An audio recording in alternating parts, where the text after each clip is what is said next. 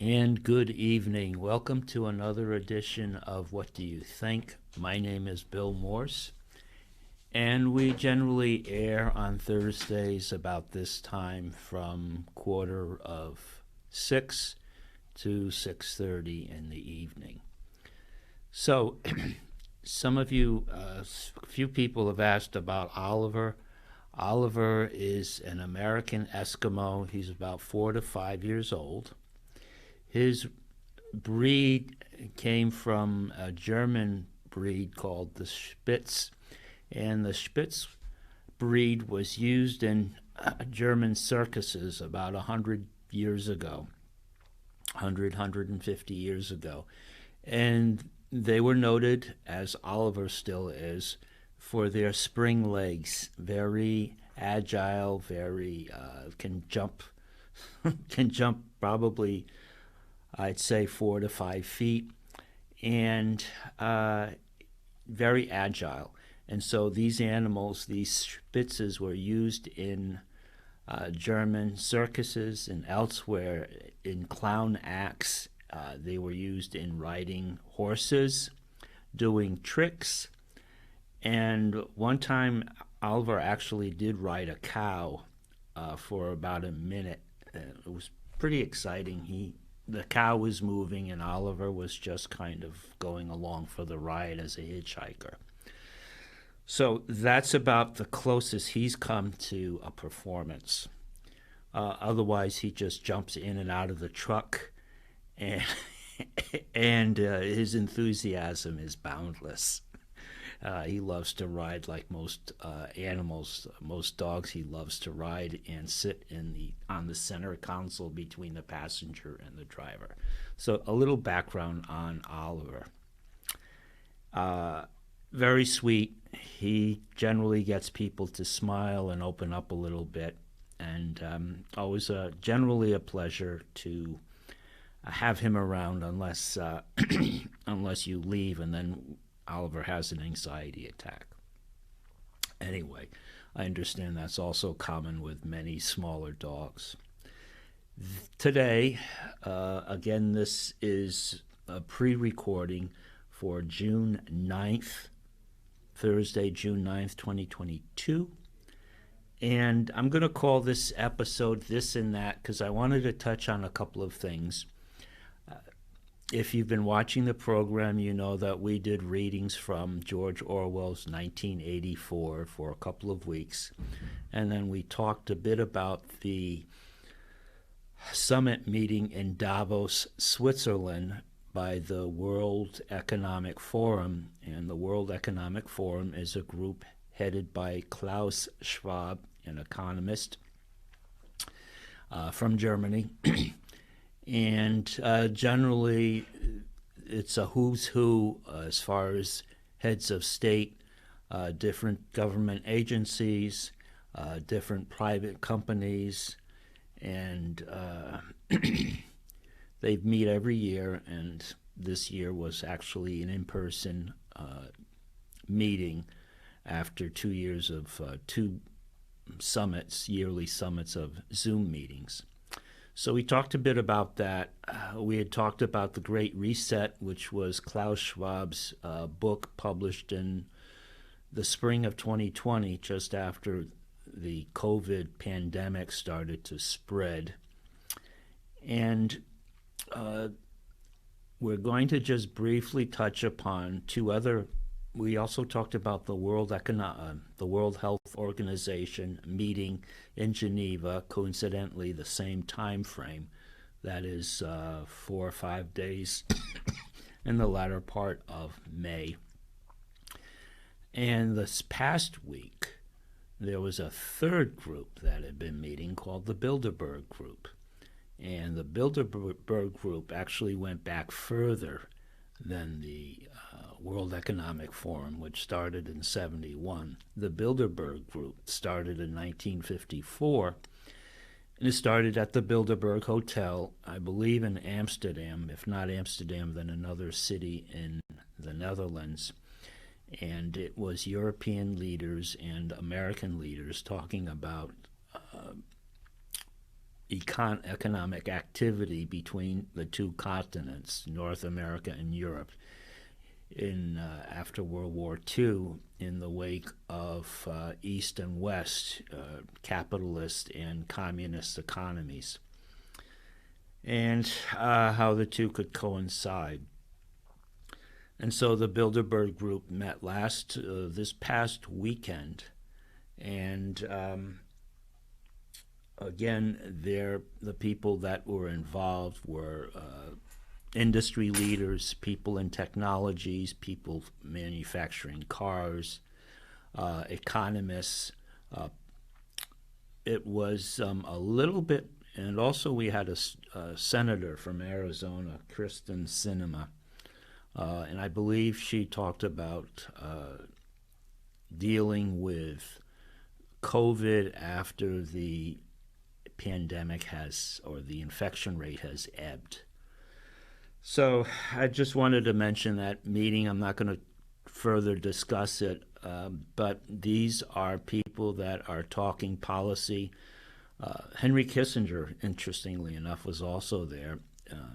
He has a website called Kissinger Associates, and if you remember Henry Kissinger, he was the one who negotiated in the mid-'70s with the North Vietnamese, or the Viet Cong, in our unceremonious pullout from South Vietnam, in which afterwards the communists came in and from the north and took over the country, and Vietnam has been a communist country since then under Chinese influence. So he brokered that deal, and it's interesting how some of these people, John Kerry and other individuals, are still around, still shaping policy in the wake of foreign policy disasters. And I would say that Vietnam was a foreign policy disaster, as was the war in Afghanistan, as was the war in Iraq, as well as our involvement in Syria, in which our involvement is based upon manipulation of public opinion through the media, and also just a few select group of people that are calling the shots, so to speak, and have the complacent help of the media in either ignoring or putting a spin on certain events.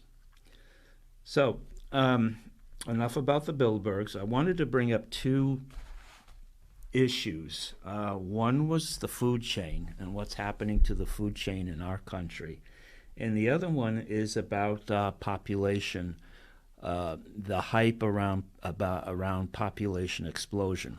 The food chain issue is interesting. Someone brought to my attention a website whereby they have a listing of all the food plants.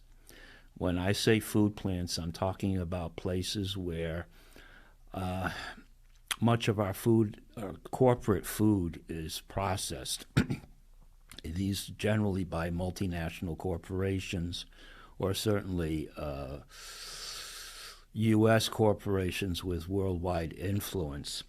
And these are corporations or food processing plants that handle beef, pork, chicken, dairy products like eggs, milk, soy, feed for animals, fertilizer, turkeys, potatoes. Very often these products, these food products that many of us eat, are bioengineered, in which, in other words, in somewhere along in the process, the food is altered genetically as a means of enhancing growth, enhancing size or appearance to whatever the specific goals are, to make the food seem more appetizing, increase its size, increase the number of its resistance to certain parasites. to the point where the food can over a long period of time have an effect on the people that are eating it. So it's been noted that over the last year, since April 30th of 2021 up until March 31st of this year, 2022, that in the United States alone, there have been 95 food processing plants that have either been burned to the ground under questionable circumstances or have had some type of breakdown whereby they were shut down indefinitely. And so when you think about 95 food processing plants that cover everything from, food to fertilizer to anything that's related to agriculture, and some of these plants where they were actually dealing with beef or poultry lost, I believe there was one processing plant in a chicken farm in Iowa that lost, I think, 2 or 3 million chickens. And sometimes this is due to a virus in which all the chickens are destroyed or killed. And sometimes it's an outside event like a fire that is questionable or is not questionable. But the result is something is going on. And this is unprecedented. 95 food processing plants shut down for one reason or another in just 1 year period of time. And my only comment to that is if I think we've been dealing with food chain issues because we are now a global market, and I think the trend is, or the tide is pushing in that direction, whereby we are dependent on something coming from another part of the world. Vaccines, masks, medicines, food to a certain degree. And to me, this points to the imperative that we shorten food supply chains as well as other supply chains that we need. And we look at supporting our own local producers of agricultural products. And we shorten the distance by rail or by truck from where the food comes out prepared to eat and where the actual consumers or people that are customers are located.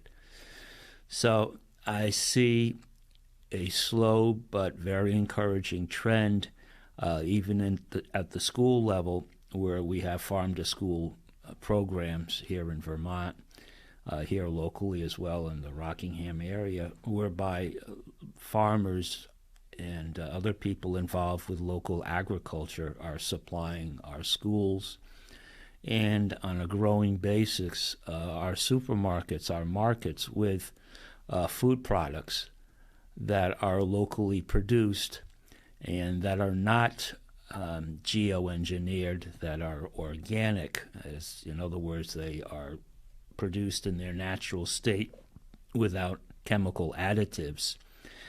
And evidence is coming out slowly that these types of food are much healthier for us. They are less likely to cause different cancers or illnesses in the long term. And so I think we're going to see a speeded up process whereby we are going to be more regional and local in sourcing our food as well as other products, and that we will not be dependent on corporate food giants to put food on our tables. And I think that's very positive. We need to go back to a certain autonomy in our area as much as we can as to sourcing and taking care of our own needs and being more self-reliant.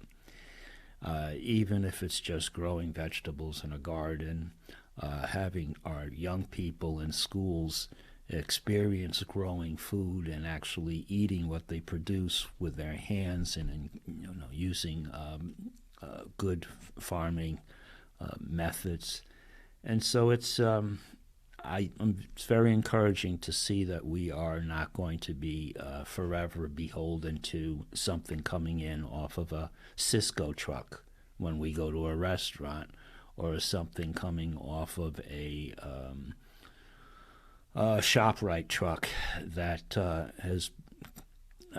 is coming from 200 miles away from a distribution center, in which much of the food that is sold in the aisles comes from a processing plant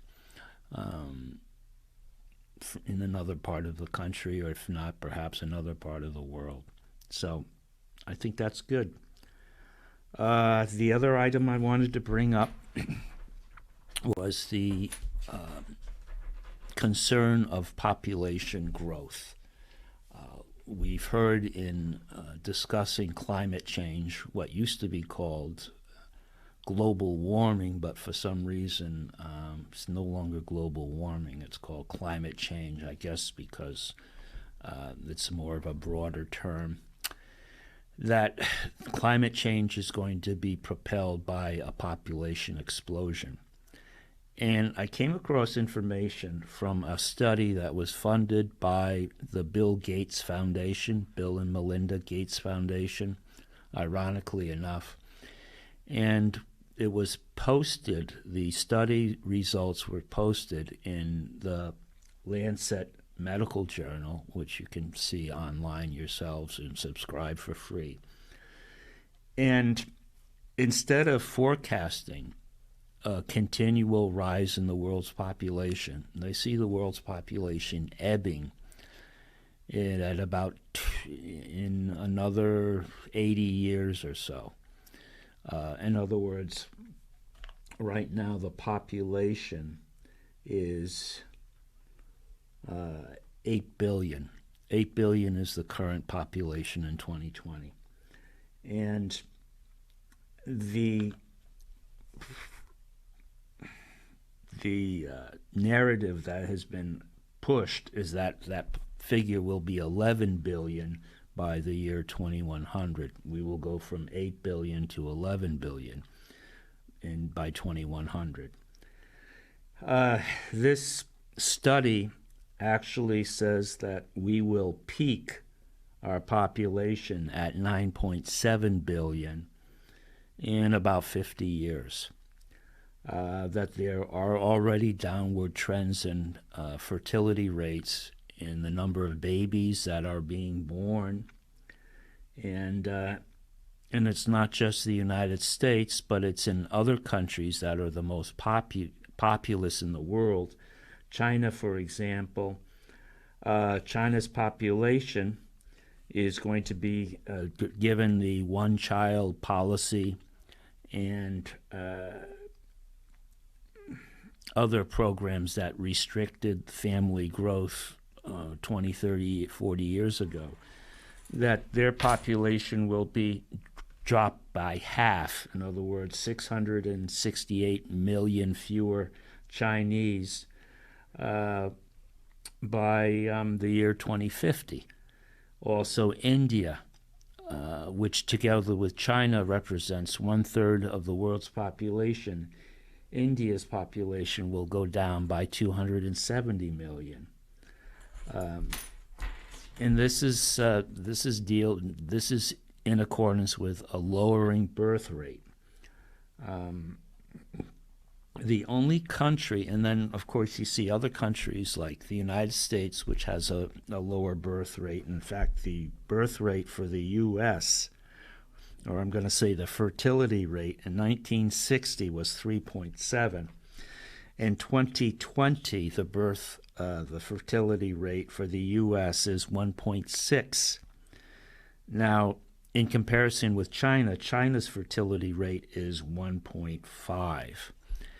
And they say that for a country's population to sustain itself, in other words, break even, you need a fertility rate of roughly 2.2.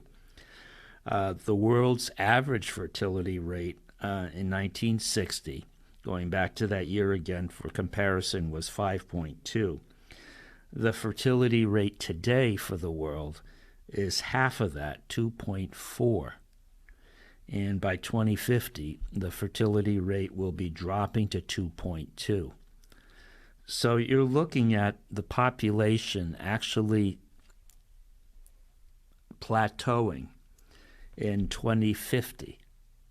And then you're going to see a collapse of the population because we're going to be on the other side of the hill going down.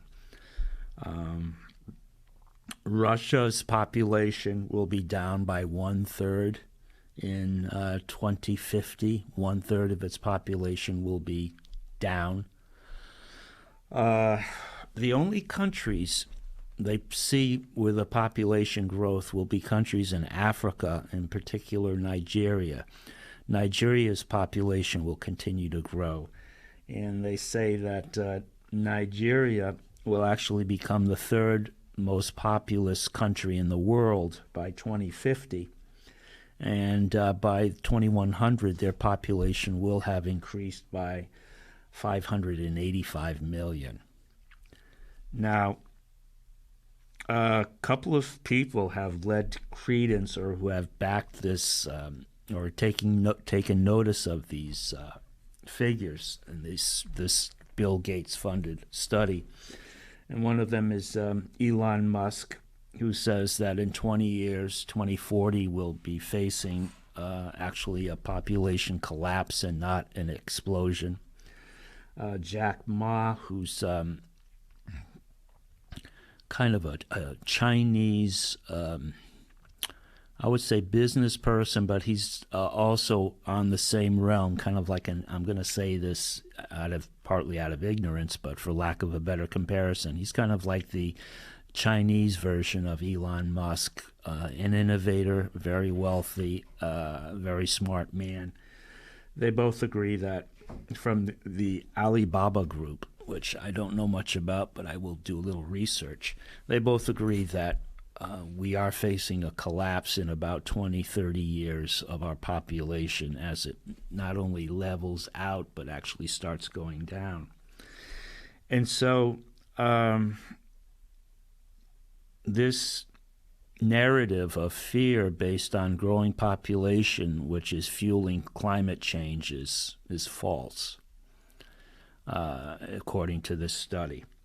And why are the fertility rates going down? Because more and more people, according to this study, are living in urban settlements, urban areas. They are leaving, no longer in the agriculture where you had large families to help work the farm, to help work the crops, or to help care for animals. So with fewer people in agricultural areas and living in the country and more people in urban areas, it makes sense to have fewer children.